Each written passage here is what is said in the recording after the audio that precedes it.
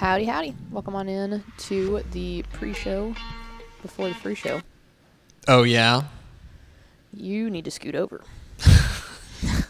You didn't tell me. Well, I didn't like this. This is good. Well, I have this shot, too, which is, like, super zoomed in on your face. Oh. So I'm going to let you scoot over, and then I'm going to go fix that other Watch camera. This. Okay, I'm moving over. Oh. No. I didn't do that. What did you do? I didn't do anything. In the words of Tim Robinson from I Think You Should Leave, I didn't do anything. I didn't do anything. All right. Let me move this around. This is going great. We're doing great, guys. Hi. Welcome into the pre-show for the free show. I'm Greg. That's Ashley moving that camera. I'm going to get my computer now. This is why. Do you know whose fault this is? WTF. Because WTF did their show yesterday. They're every Wednesday at noon here on TexasFootball.com. But Women Talking Football decided to just like change everything around and like move the microphones around. Watch this. She's going to like focus things up, I think. Am I blurry? Watch this. This is going great, guys. Hi. It is also partially my fault. I'll own a little bit of it because I ran in here. I was in a meeting until like 11:50, and so we didn't have time to set the cameras or anything like that. But we are back, baby. We're back on a Thursday. Let the record show this was your fault. I said I'll own a little bit. Got in here. I had a meeting at like 9-something this morning and had to switch all of this around. Oh, and okay. then but you roll up as I'm rolling small follow-up. Small follow-up here. Just a small follow-up. You had to move things around. Jeez. You had to move things around because who moved them in the first place? V&A Moreno. Okay, and V&A Moreno is the producer of what program? Women Do Be Talking. Right. Am I on Women Do Be Talking? No, thank God. It's my 1 hour of peace throughout the week. Just saying, I will own a small amount of this only because I was in a meeting until like 11:50, but I am not owning this whole hog. Well. That's what I'm saying. Yeah. You get me? No. Okay. I do want to give people, it's Follow-Up Friday here on Texas Football Today. It's Tuesday. And it's Thursday. I'm sorry. I don't know what day it is. I was closer than you were. It's Follow-Up Friday here on Texas Football Today, and we had people who were clamoring for an update because folks may know that Tuesdays was the first day of kindergarten for young Hank Tupper. Mm-hmm. Hankopotamus started kindergarten, and you're always nervous. We walked him to school. He's going to walk to school, which is great. We're going to get our steps in the morning. Yeah, that's awesome. Until it gets cold. But the whole family walked to him the first day of school. We get to walk him into his classroom. And, I was prepared. I was prepared for Hank to be upset, to be crying. I was prepared for my wife to be crying. My wife. I was prepared for Max to be crying, strangely, even though, why would he? But actually, nobody did. Everyone held it together. I'm more impressed that your wife didn't cry than anything. I had pretty good faith in my guy Hank. He just thought it was awesome. Yeah, he's a nerd. He likes school. Rolled in, put his backpack in his locker, sat down at his desk with his name on it, put on his immediately. Can I just tell you one of the many things I love about my son is that there was Miss Thompson, his teacher, had set out a crown for everyone, a little paper crown, and just said first day of kindergarten and their name on it. I think it's nice. And there were very clearly a couple of kids who were I'm not putting it on. Yeah. Hank sat down, bang, pop, right on his head. Because he knows he's a king. he's like, yeah, every king's got a crown. Yeah. Mine says Hank on it. Yep. And so, I was nervous on Tuesday just because I was like, okay, I hope he has a good day. I hope he has a good experience because this is really going to set the tone. Theoretically, this is the first day of 9 years that we're going to spend at this elementary school. Yeah. When you include Max in this. But we got home and I asked him, I was like, all right, dude, how was your first day? Mm-hmm. And he was like, it was awesome. I made so many friends. And I'm like, yeah, buddy. We did it. Yeah, he's going to rock kindergarten. He likes it. He went to PE on Tuesday. Oh, that's solid. He went to music yesterday, and he thought music class was Hank. awesome. PE is so much better.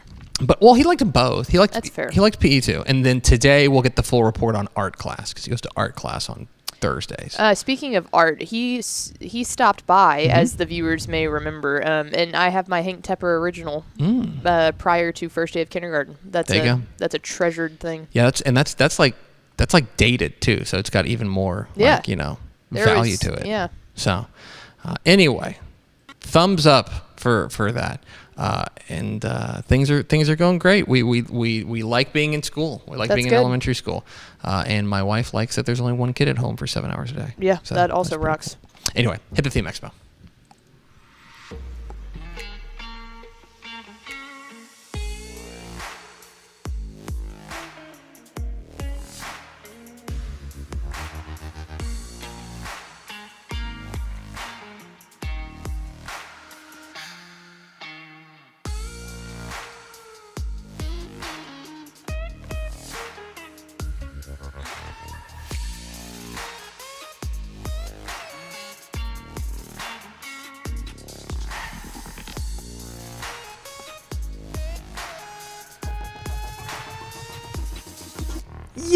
Yes, y'all.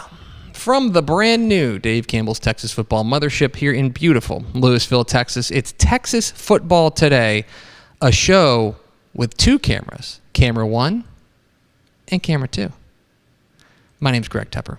I'm the managing editor of Dave Campbell's Texas Football Magazine and TexasFootball.com. Thank you for spending part of your day with us, whether you're watching us live at TexasFootball.com, Facebook, YouTube, Twitter, or you're listening to us on the podcast, which you can subscribe to on the podcast vendor of your choice. Either way, thank you for doing your part to support your local mediocre internet show. I am sitting over there in her little lair.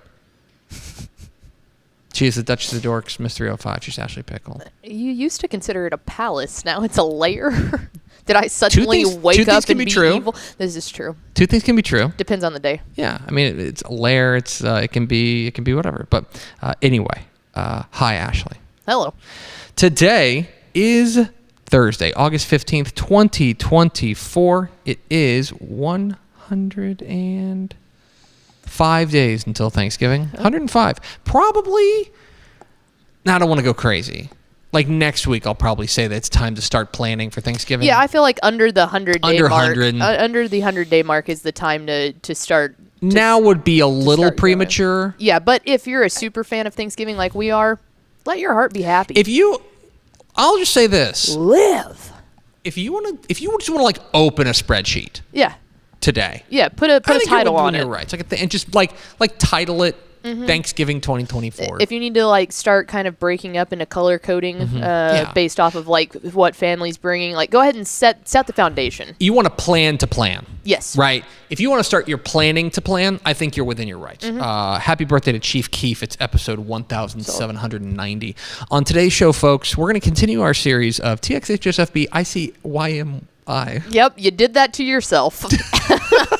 I don't know what other outcome you expected. As the guy who designed this segment, poor job of branding by me. But we are basically catching you up on all things from the offseason and kind of giving you a quick jaunt through Texas high school football in case you disconnected over the course of the offseason. And today we're going to take a look at the districts to watch in 2024, which districts you should really have an eye on, especially with UIL realignment now in the rearview mirror. We'll get into that. And then back half of the show, our friend Cindy Smoak from SportTyler's was here yesterday, caught up with our own, am I reading this correctly?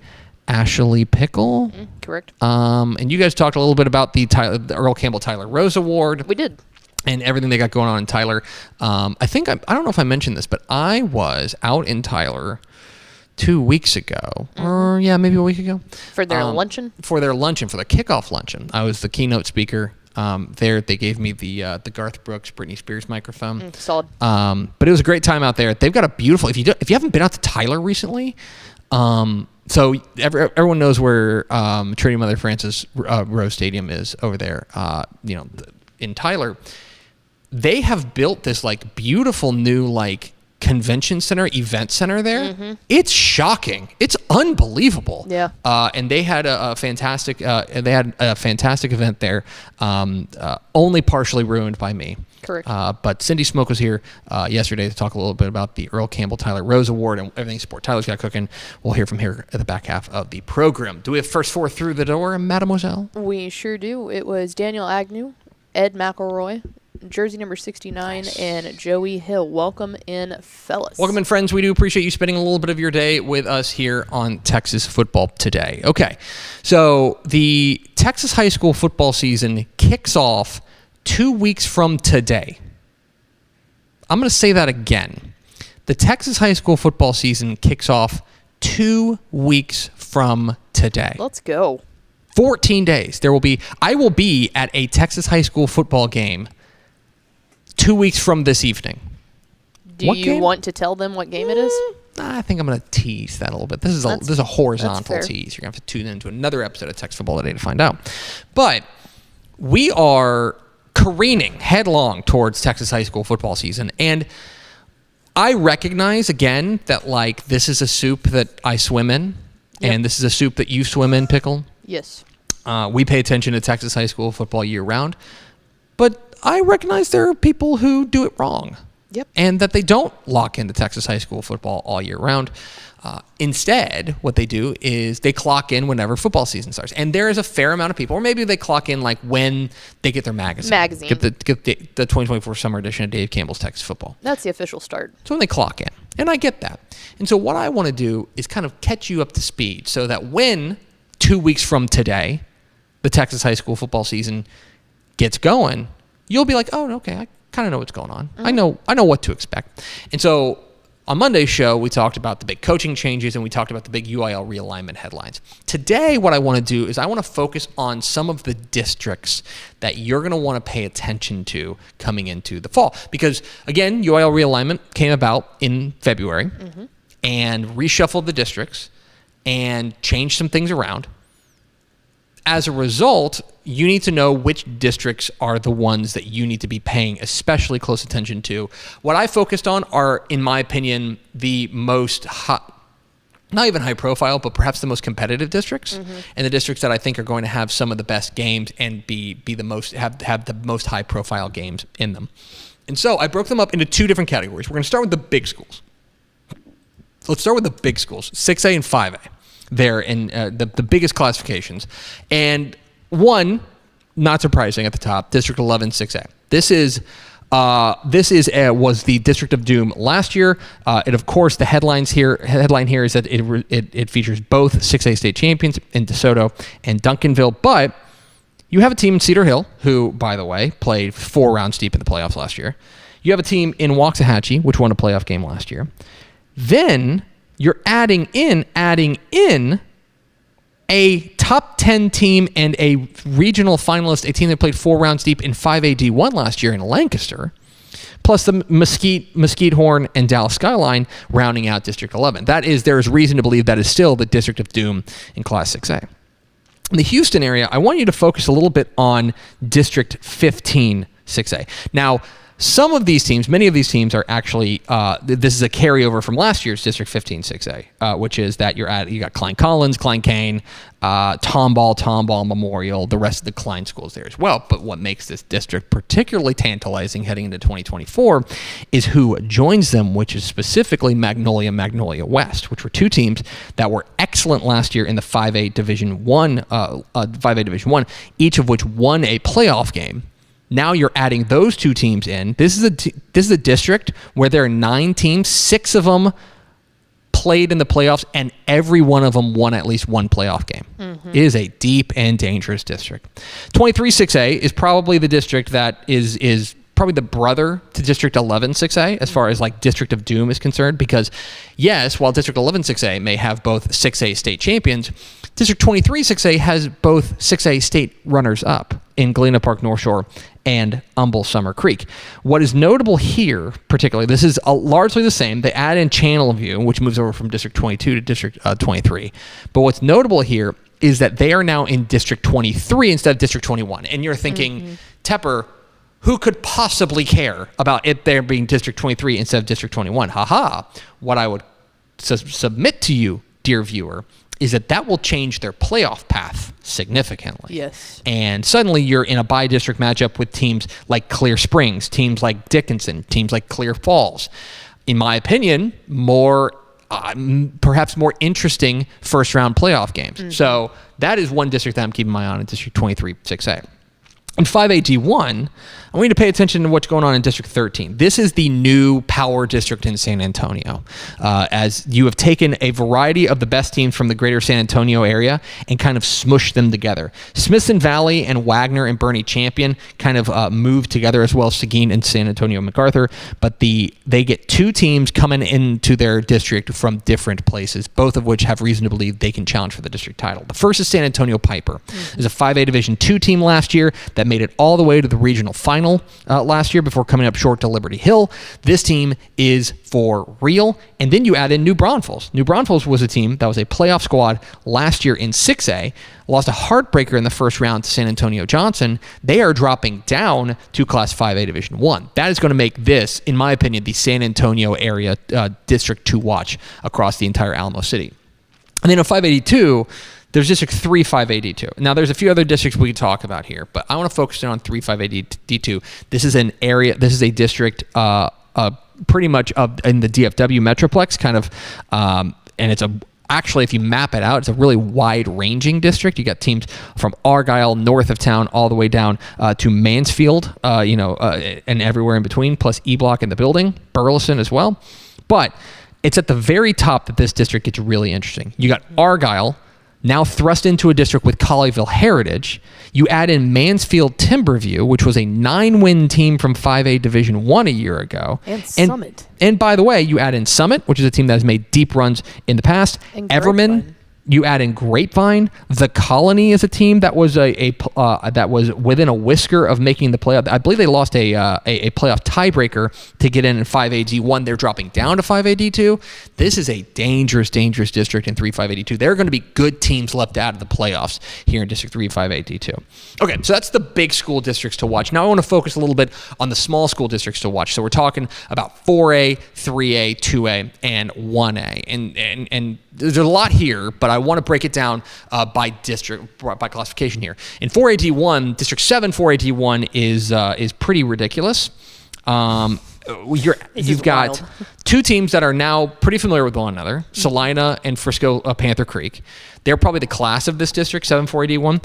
But then you get 5A drop down Lake Dallas, which was a 10-win team a year ago. Shout out Vianney Moreno. You get Aubrey, which is a team that won a playoff game in 4A-D2 last year, now moving up to 4A-D1. Remember, they played Gilmer pretty tight in that area round matchup. You add in a team in Sulphur Springs, which is also a playoff team. Paris was a playoff team last year. Not to mention, Sulphur Springs was really young last year. They were really young and made a deep run. You're absolutely right. This is a team that, this is a district that, in my opinion, has an opportunity to really steal the show and a lot of real interesting. There's going to be some upsets in this district, and I'm excited to see where they happen. Well, I was going to say, and Paris is always the wild man in the fight. They are. Yeah, you can never mark them out. In 4A-D2, District 12 4A-D2 is the district to circle in whatever type of pen you like to use. This is the new Central Texas Power Nexus. Ooh, I like that. Central Texas Power Nexus. That's a TM Greg Tepper. Throw that on a throw pillow. So you've got two teams dropping down from 4A-D1. Two Central Texas Powers, Waco, La Vega, and China Spring. If you're a Texas high school football fan, I don't need to introduce you to those teams. No. Lorena is a team that played in a 3A-D1 quarterfinal, a regional final last year, 4 rounds deep in the playoffs. They're moving up into this district. You have Waco Connolly, which is a team that won a playoff game last year. You have Gatesville, which is a team that won a playoff game last year. And you have Robinson, which is a team that made the playoffs last year. This is a 16 district. Every single one of them won at least one playoff, or every single one of them made the playoffs. All but Robinson won a playoff game. This district is smushed together, and what I love about this district is this is basically all brand new. Like, you've got teams from all over kind of getting smushed together there in Central Texas, in the Central Texas Power Nexus. Thank you. Thank you. No, hold your applause, please. District 13, 382. I want to talk a little bit about this one. This is a small district, only 5 teams, but this was when UIL realignment came out, I looked at 382. This was the first one that caught my eye because you got Lexington, a perennial power, staying in that district. Rogers, who actually won that district last year, in there as well. You add in Blanco, a team dropping down from 381. You add in Thrall, which is a team that was a playoff team in 281 last year, and by the way, brings back 14 starters. And oh yeah, you've got Comfort in that district, which is a team that won a playoff game last year. Right now, spoiler alert for Dave Campbell's Texas football, we have Comfort 5th in that district. There is a good team that's going to get left out of the playoffs here in District 13, 382. On basically the other side of the state, let's go up to the Panhandle for District 1, 282. Okay. The headline here are the newcomers. You've got 2 teams that were here last year, Groover and Vega. Remember, Groover was a 10-win team. They won this district last year. I think Vega is due for a bounce-back season after last year's a relatively disappointing season. Then you add in Farwell, which is an 8-4 team from a year ago, dropping down to 2A Division II. And then you add in, just the number 1 team in the state, the Stratford Elks, who were in a state semifinal in 2AD1 last year, now dropping down to 2AD2. This district is absolutely loaded there in the Panhandle.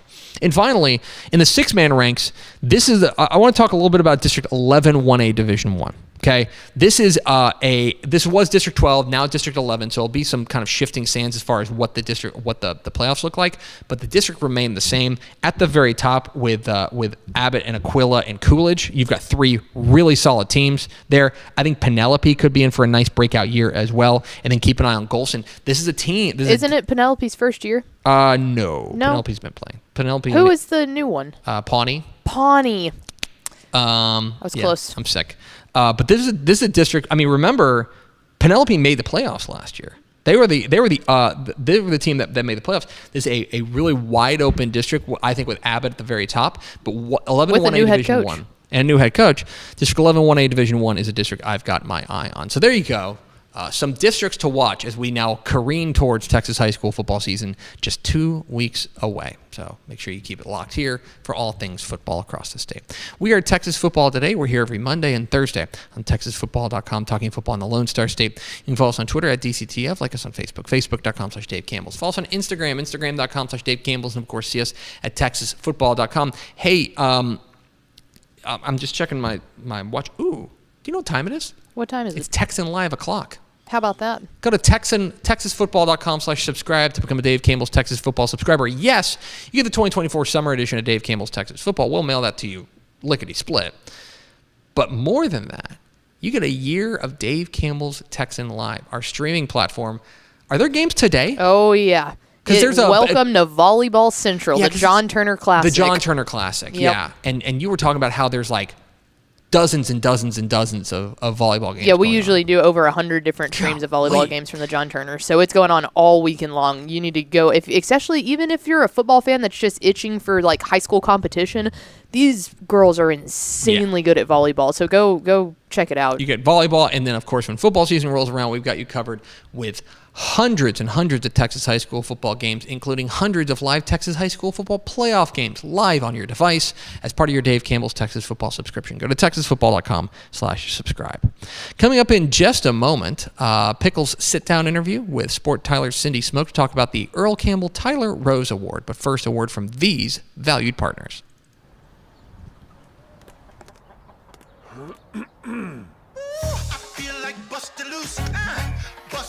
Come on. Get on up. Oh, yeah. Get on up. Bust it loose when you wanna sing. Bust it loose, baby, do your thing.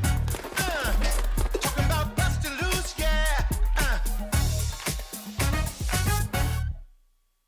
Hi, I'm Jennifer Potter, Executive Director of Be Well Texas. Too many people are struggling alone these days, and alcohol and drug deaths are increasing. We started Be Well Texas to offer high-quality, science-based addiction treatment and recovery services anywhere, even at home. We provide compassionate, caring support virtually or in person. In many cases, there is no cost for treatment if you don't have insurance. Really. Welcome to Be Well, Texas. We're glad you're here.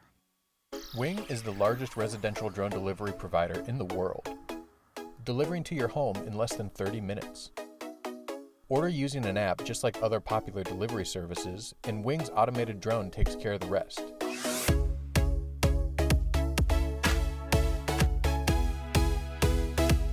It's fast, safe, and sustainable, and it's now delivering to parts of Dallas-Fort Worth, Texas. You can learn more at wing.com/TexasFootball. Again, that's wing.com/TexasFootball. Born and bred in Texas hits a little different, as it should. Texans love doing business with fellow Texans. VCR now takes its Texas roots as seriously as its many partnerships with schools and universities around the state. It's also why we're so proud to promote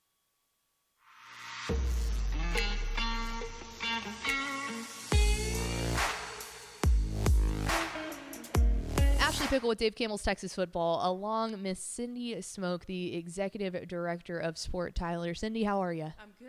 Thanks for having us. Of course. We always love having our friends from East Texas in here. Specifically, want to talk about the thing that's right on the screen there behind us, the Earl Campbell Award.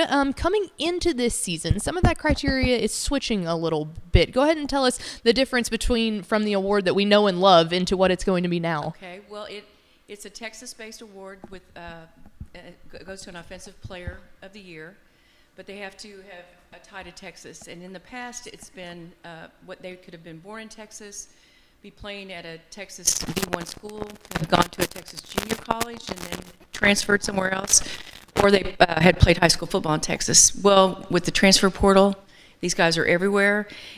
That criteria was a little too broad to make it easy for us to track these guys. So we took out the born in Texas piece, and we took out the JUCO piece. So now kids that are eligible have had to have either played Texas high school football and graduated from a Texas high school, or they're currently playing for a Texas D1 school. So just like the rest of college football, times are changing, obviously. Yes. And so that being the criteria, it also, with the craziness of the schedule, changes the timing of the award too. What are y'all looking at now into when you'll be able to honor someone with the Earl Campbell Tyler Rose Award? Yes, up until this year, we have always gone on the Wednesday after the national championship, which is usually fallen in that second week of January. Well, with the playoff schedule starting, that's going to push all the games later, so we will be pushed later in the month of January. We're actually scheduled for January 22nd of 2025, and we will bring the finalists in live to Tyler, where we announce the winner live. That'll be an exciting time. It always is. The 12th season of this, going into the 12th season, and an incredible award and a bunch of amazing honorees. Obviously, it's tied into SportTyler, the home of Earl Campbell. And so what does it mean to still be able to have this event held in Tyler, where the legacy was born? That's everything for us. The fact that our namesake, first of all, is alive still, and it's very, very active in the award. He, along with his sons, Christian and Tyler. And the fact that his nickname is the Tyler Rose, which has our city name in it and our brand in it. We're known for roses. And the city is just rallied around this event, and it's just great to have it there in our town and have Earl and his family involved in it. So obviously, I've seen how much this award means to Mr. Campbell, how much it means to the city of Tyler. That's not the only thing going on in the thriving metropolis of Tyler, Texas. What else do your event calendar look like for the rest of the year? Well, we really start the fiscal year off with a bang, which is October 1 for us. We've got the Rose City Air Fest, which is a weekend of flight, and basically it's a weekend long. We have an air show, but we have other activities that are going on to bring people in for a long weekend. And then the Rose Festival will be celebrated the second weekend of October, and that's always a big deal. We're known for roses, and we've got a large municipal rose garden in Tyler, so that'll be a big month for us. I was just going to say, I bet it is gorgeous out there in the rose garden. It is beautiful. When they're all blooming, it's beautiful. That is incredible. Last year's winning recipient, Ollie Gordon, the outstanding player out there from Oklahoma State, he has the opportunity to be the first player ever to go back-to-back in winning this award. Obviously, there has been an incredible class of Texas athletes, specifically in the quarterback area. How fun is it for y'all to be able to watch all of these guys compete week in and week out throughout college football? It's amazing the talent that comes from Texas, and that was one reason we wanted to showcase and made it specific to Texas, because we knew the pool of athletes that come from Texas in general. And our watch list has grown, especially with the transfer portal. We are looking at close to 80 guys on the watch list, which will be released next week.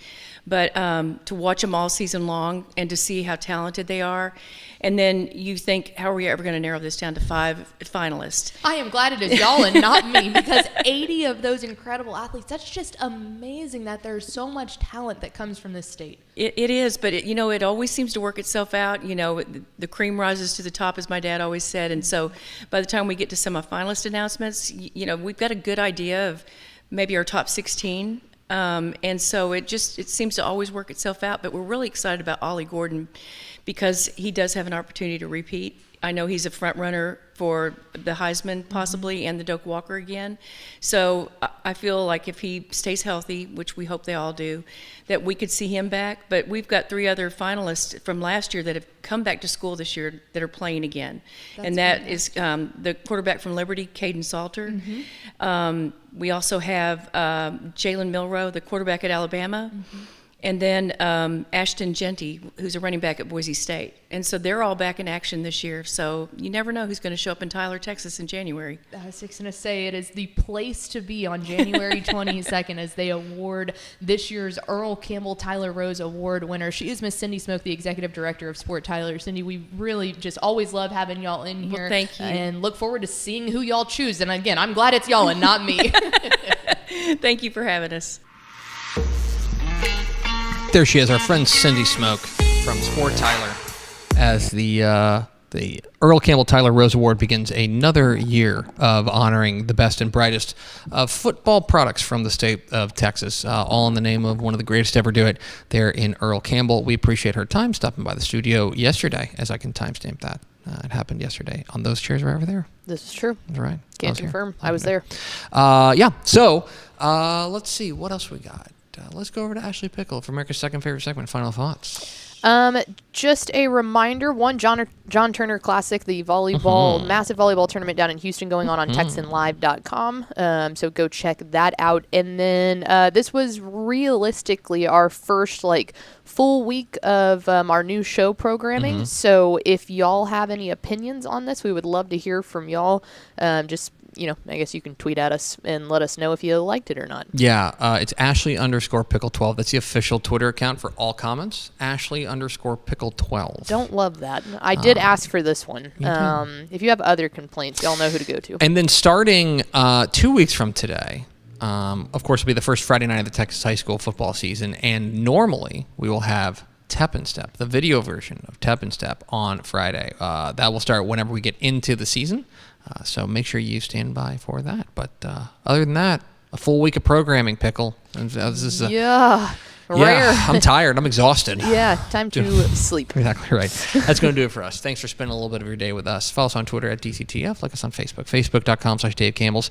Follow us on Instagram, instagram.com/Dave Campbell's. And, of course, see us at texasfootball.com. Thanks again to Cindy Smoak from SportTyler for being our guest. For Ashley Pickle, I'm Greg Tepper. Vince Young, please get your Player of the Year trophy. We'll see you Monday on Texas Football Today.